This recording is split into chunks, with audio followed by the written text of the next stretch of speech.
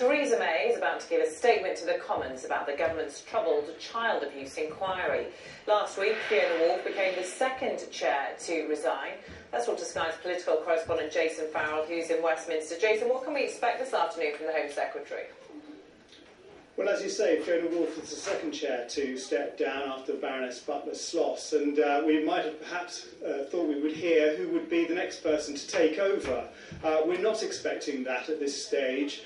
We are perhaps expecting for Theresa May to stand up and explain how things will proceed. And I think what we're going to hear is that there will be more consultation with the victims about who they think would be a suitable candidate to take over as the chair.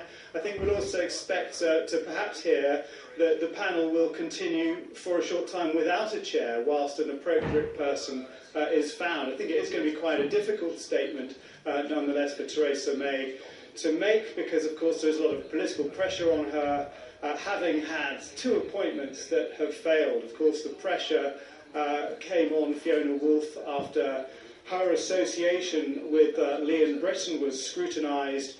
She did, on occasion, have dinner with him and knew his wife, and it was felt that seeing as he was at the centre of this dossier that had gone missing, that she was an inappropriate person to chair this investigation into child abuse. I think the other thing that we might hear is about the Peter Wanless report. We know that this was a second investigation which is being done by the Chief Executive of the NSPCC. He was looking specifically at that dossier that was handed over by Geoffrey Dickens MP back in the 80s, which was a dossier looking into child abuse that was handed over to Liam Britton.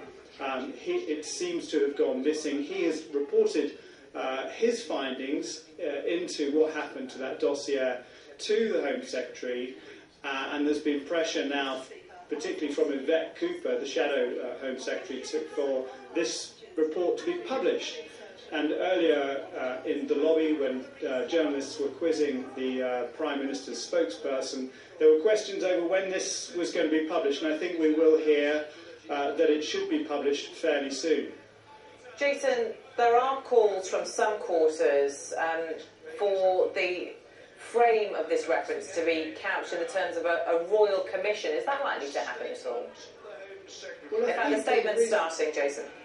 Secretary Theresa May.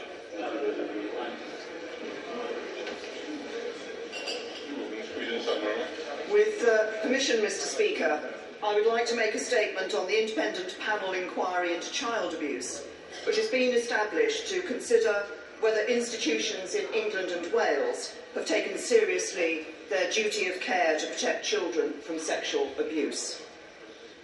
The House will remember that in July I made a statement in which I announced my intention to establish the panel inquiry. I did so because of the growing evidence of organised child sexual abuse conducted over many years, and serious allegations about the failure of some of our most important institutions to protect children from this disgusting crime.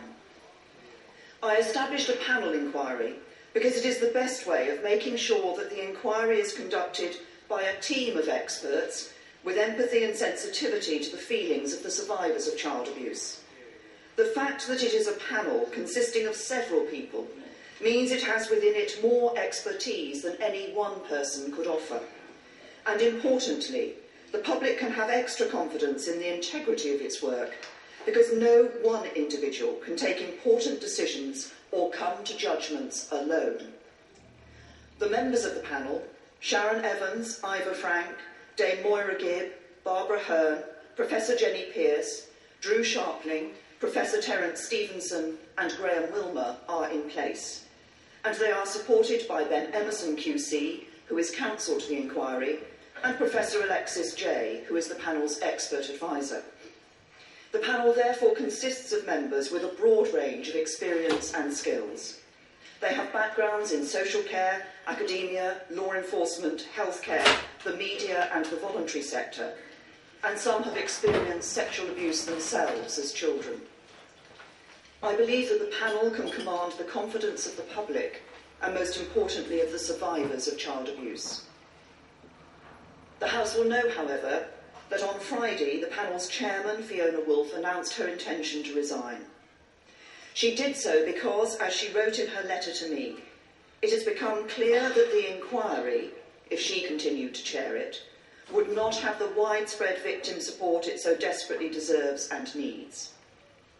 Mr. Speaker, Fiona Woolf's resignation, of course, follows the resignation of the panel's first chairman, the noble and learned Lady Baroness Butler-Sloss. Both women, I do believe, had strong credentials to chair the inquiry. Baroness Butler-Sloss was the first female Lord Justice of Appeal, she was the President of the Family Division of the High Court, and she chaired the Cleveland Child Abuse Inquiry.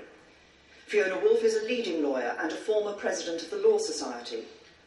But for different, and in the end understandable reasons, both Baroness Butler-Sloss and Fiona Woolf concluded that they did not command the confidence of survivors. Almost 4 months after I announced my intention to establish a panel inquiry, it is obviously very disappointing that we do not yet have a panel chairman, and for that I want to tell survivors that I am sorry. To put it bluntly, Mr. Speaker, it will not be straightforward to find a chairman who has both the expertise to do this hugely important work and has had no contact at all with an institution or an individual about whom people have concerns. I still believe, however, it is possible to find somebody who is suitably qualified and can win the confidence of survivors. So I want to turn now to what I plan to do to recruit a new chairman. I myself will hold meetings with representatives of the survivors of child abuse starting next week. I have already had a number of discussions with the members of Parliament who have campaigned for an inquiry into child abuse.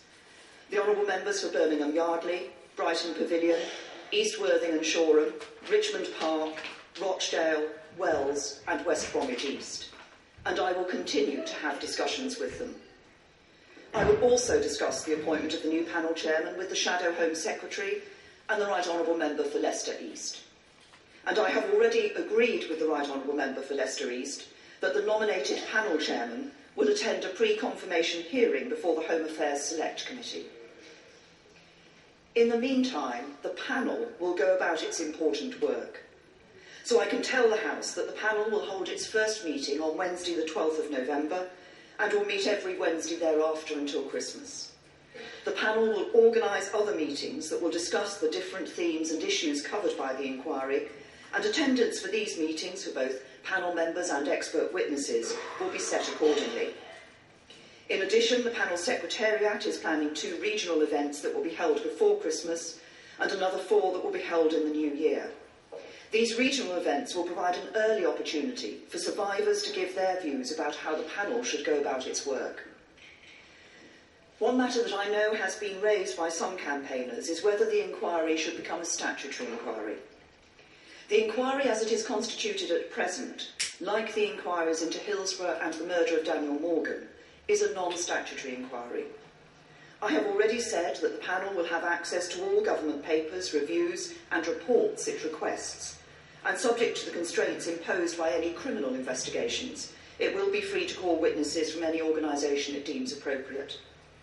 But as I said to the House in July, I want to make it clear that if the panel chairman deems it necessary, the government is prepared to convert it into a full statutory inquiry in line with the Inquiries Act.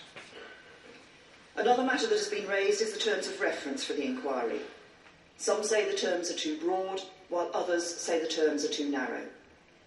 I do not propose to narrow the terms of reference because to do that would risk missing out in a fairly arbitrary manner some important institutions. Likewise, I do not propose to extend the terms of reference to include Northern Ireland, Scotland or the Crown dependencies. I will, however, discuss with the new panel chairman how we can make sure that the Hart inquiry in Northern Ireland and the Oldham inquiry in Jersey feed into the panel to make sure that no information and no institutions or individuals with a case to answer can fall through the cracks.